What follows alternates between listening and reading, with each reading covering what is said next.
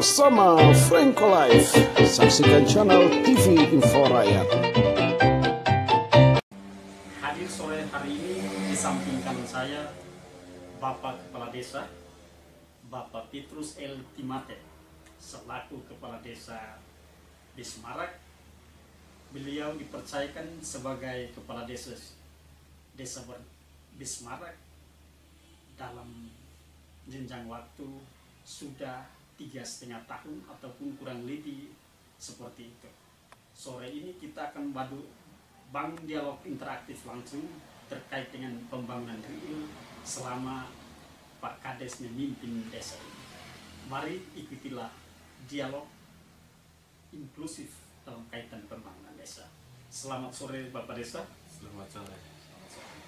Sore hari ini kita ingin berdialog, berbincang-bincang terkait dengan bagaimana strategi pembangunan real yang Bapak Desa konsepkan untuk menghantar desa Bismarak menuju desa yang sejahtera, desa yang mandiri, desa yang maju. Sebagaimana dicita-citakan bangsa ini bahwa setiap desa harus punya inovasi, kreativitas untuk menghantar kemajuan desanya. Jadi baik, terima kasih.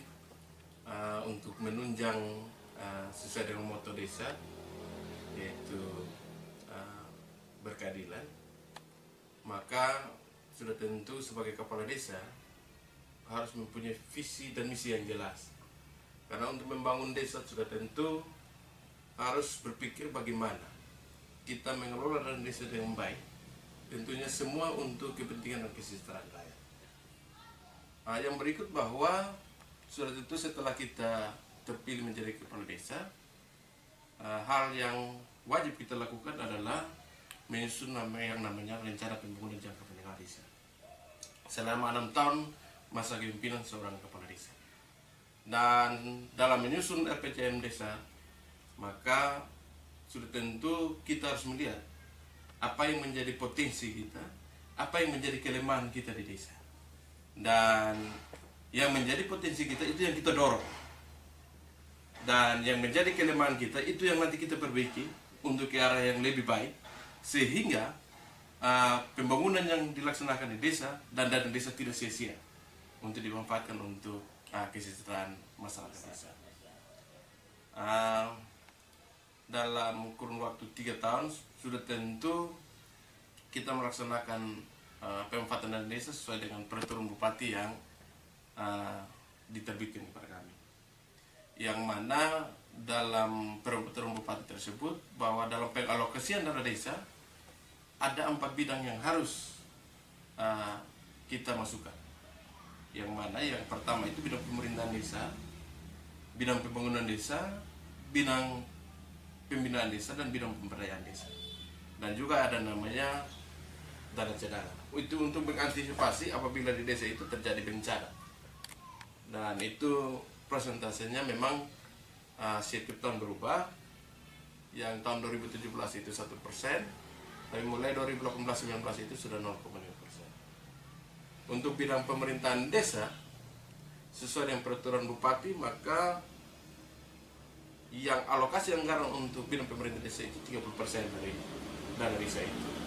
Yang mana dari total dana desa itu, yaitu ada 4 pendapatan desa. Yang pertama itu adalah PD desa. Yang kedua dana desa.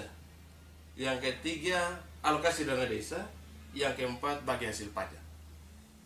Dari total anggaran itu tiap tahun baru kita memasukkannya dalam 4 kegiatan itu dengan persentase yang sudah dibuat dalam peraturan bupati. Seperti itu. Artinya dalam kaitan dengan pengelolaan dana, masing-masing sudah ada posnya. Ya, posnya. Pos bagaimana pembangunan fisik, non fisik, kesejahteraan, dan termasuk dana yang sudah dialokasikan khusus untuk mengantisipasi bencana tadi yang di luar dugaan. Ya. Desa kita ini tadi dengan semboyannya itu desa bersatu. Desa bersatu sebagaimana yang tadi saya kutip bahwa desa itu bersatu, bersih, elok, rapi, sejuk, aman, tertib, dan utuh. Ini salah satu standar atau satu patokan bagi kita untuk membangun kehidupan masyarakat ini sesuai dengan standar kehidupan yang layak pada umumnya. Dalam kaitan dengan semboyan ini, hal-hal real yang sudah diterapkan di desa ini oleh kepala desa seperti apa? Jadi baik, sudah tentu yang namanya bersatu, maka dibutuhkan persatuan masyarakat desa. Kalau masyarakat desa kita bersatu, maka sudah tentu desa kita dalam rangka pelaksanaan pembangunan desa akan berjalan dengan baik. Tapi kalau masyarakat desa kita tidak bersatu, terpecah-pecah, maka sudah tentu pembangunan tidak akan berjalan dengan baik. Dan untuk itu, maka proses pendekatan seorang kepala wilayah dalam hal ini kepala desa adalah bukan pendekatan persuasi, pendekatan kekeluargaan terhadap masyarakat. Sehingga kita punya visi yang misi yang sama sesuai dengan visi misi kepala desa suatu saat dia terpilih. Dan kalau kita punya visi dan misi sama, maka sudah tentu proses pembangunan akan berjalan dengan lancar. Apa yang kita ceritakan, apa yang kita inginkan, pasti akan terjadi. Ini artinya sejauh pengalaman Bapak kepala desa sebelum terpilih menjadi seorang kepala desa di sini, punya pengalaman real dalam kaitan dengan organisasi-organisasi. Ilmu-ilmu itu yang membantu Bapak desa untuk bagaimana mengaplikasikan pembangunan real desa ketika kembali terpilih di desa ini. Dalam kaitan dengan jumlah penduduk dan per kapita masyarakat kita, apakah masyarakat kita ini kondisi ekonominya, dia pekerjaannya seperti apa? Berapa persentasinya petani dan ada berapa persentase untuk jasa dan bidang lainnya? Jadi baik, kita jumlah penduduk masyarakat desa Wismara ini 867 jiwa. Dari 867 jiwa itu sistem pencarian masyarakat itu sekitar 80% itu petani peternak.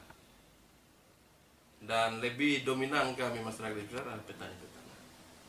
Sebagian itu sekitar 33% itu adalah PNS dan Polri, dan ada sebagiannya pekerja tukang bangunan, dan yang namanya petani peternak itu dia langsung berhubungan dengan yang namanya jasa jual beli. Dan hasil pertanian, hasil ternak yang dia miliki, dia langsung melakukan penjualan kepada orang yang datang membeli di tempatnya. Ini seperti itu. Ini artinya sangat dari sisi lokus kita tidak terlalu jauh dari kehidupan kota. Ya. Kita desa di pinggir kota, yang gaya hidupnya juga sudah menuju ke masyarakat kota. Ya. Pendekatan real yang harus dibangun sehingga kita tidak terkesan kehidupan desa, tetapi kita juga desa yang sudah ke kota. Ini pendekatan seperti apa? Jadi baik, mungkin saya cerita sedikit bahwa kita desa Wismara ini 15 kilo dari kota Kupang. Jaraknya sekitar 15 kilo, dan memang penduduk desa Wismara ini semi kota. Kenapa saya bilang semi kota? Oleh karena jarak dekat, sehingga segala informasi itu cepat didapat oleh masyarakat. Dan secara rata-rata penduduk Wismara ini hampir dihitung secara rata-rata tamatan SMP. Kita di Wismara, mungkin saya sampaikan sedikit bahwa kita ini kalau dilihat itu hijau.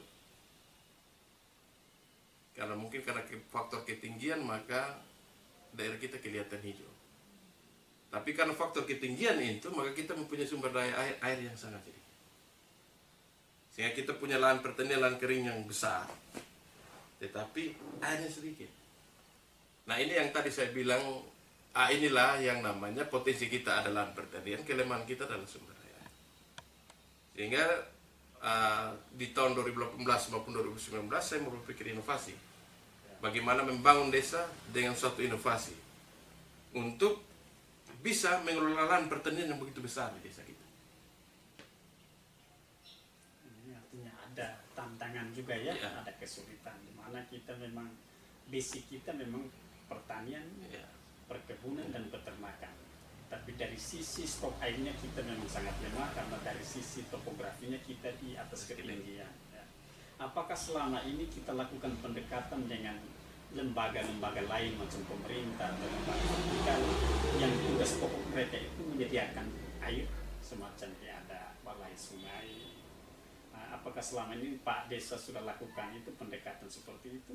Jadi baik, pertama-tama mungkin kita pemanfaatan dari desa untuk bagaimana bisa memanfaatkan lahan kering yang ada di desa dan juga memenuhi kebutuhan air bersih yang ada di desa Wisma.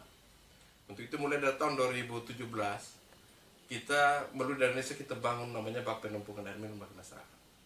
Itu dari tahun 2014 karena memang anggaran kita setelah dibagi porsi PPUP itu terbatas, maka tahun 2014 itu kita bangun 14 unit bak penampungan air bersih masyarakat. Di tahun 2018 kita bangun lagi 10 unit. Di tahun 2019 kita membangun sumur bor di Dusun Tiga untuk memenuhi kebutuhan air bersih di desa Wisma.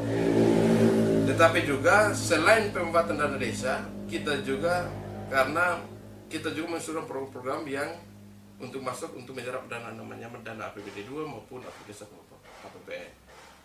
Sehingga di tahun 2018 kita dapat satu sumur bor dari APBD 2. Yang dalam penempatan sumur bor itu saya penempatan di daerah pertanian lahan kering. Yang mana nanti pemanfaatan airnya untuk pertanian hortikultura. Dan selama ini terus terang kami memiliki yang namanya lahan pertanian lahan kering yang cukup besar. Kita di Dusun 1 itu hampir sekitar 40 hektar. Di Dusun 3 itu sekitar 15-an hektar. Begitupun di Dusun 4 itu sekitar 10 hektar lebih. Sehingga dari lahan pertanian yang ada itu, maka konsep pembangunan di bidang pemberdayaan kita mesti intervensi perlu dan desa. Sehingga di tahun 2018 itu dan di 2018 itu saya mulai 2019 melalui dana desa saya melalui bursa inovasi desa saya membangun yang namanya irigasi tetes. Nah, kelebihan sisi irigasi tetes ini adalah kita menyiram dengan volume air yang bisa diatur sehingga tidak terjadi pemborosan air. Itu seperti itu. Maka di tahun 2019 kita buka dua lokasi untuk kita dengan bursa desa kita bangun yang namanya irigasi tetes. Tapi kita lihat perkembangannya sangat baik sehingga dari rencana tahun 2020 ini kita fokus pada itu karena ini potensi kita. Kita punya lahan pertanian yang besar dan itu harus dikelola. Dan untuk tahun 2018 kita coba kelola dengan dua lokasi pertanian itu. Ternyata pendapatan yang dihasilkan oleh petani itu besar. Ambil contoh, tahun 2019 kita tanam tomat di lokasi itu dengan sistem pengiriman irigasi tetes. Itu penghasilan petani, kelompok tani itu 125 juta bersih dari penjualan tomat itu. Baru dari satu lokasi yang besarnya tidak sampai 1 hektar. Satu jenis komoditi. Jenis komoditi yang ditanam. Nah, saya membayangkan apabila lahan sekitar 40 hektar itu kalau dikelola secara baik, maka pendapatan masyarakat tentu akan sangat luar biasa, akan meningkat. Jadi seperti itu. Tapi saya juga punya mimpi. Karena seperti lokasi saya lihat di lokasi Dusun 1 itu sangat potensial. Karena lain itu seperti sekitar 40 hektar, kebetulan view-nya bagus juga. Maka saya punya mimpi kalau ke depan setelah pengelolaan lahan pertanian itu kita kelola secara baik dan secara menyeluruh, kita tanam tanaman hortikultura, maka kita akan pengembangannya menjadi objek wisata, namanya Argo Eduwisata. Eduwisata di Desa Wisma. Dan ini yang sekarang kita lagi buat master plan-nya. Dan master plan-nya sudah jadi. Itu kita kerjasama dengan Politani, dengan tenaga ahli kabupaten, dan kami desa. Ini sudah konsultasi. Memang fokus saya adalah bangun dulu jalan kepada di lokasi-lokasi seperti ini. Karena saya percaya bahwa kalau kita punya pertaniannya pemanfaatan lokasi pertanian secara baik dan peningkatan ekonomi masyarakat, sudah tentu masyarakat bisa sekolah. Sudah pasti. Tapi kalau kita tidak ada uang, mana masyarakat bisa sekolah. Maka apa yang menjadi potensi kita dorong dia. Nah, itu Karena tugas ibadahnya cukup baik ya. cukup baik. Kalau ekonomi sudah kuat, mau buat apa saja pasti bisa. Bisa. Mau sekolah bisa, mau buat apa bisa, mau usaha bisa. Ikut terus bagaimana tetap kita akan membangun dialog dalam kaitan dengan membangun pembangunan Indonesia secara utuh. Terima kasih, sampai berjumpa lagi di lain kesempatan.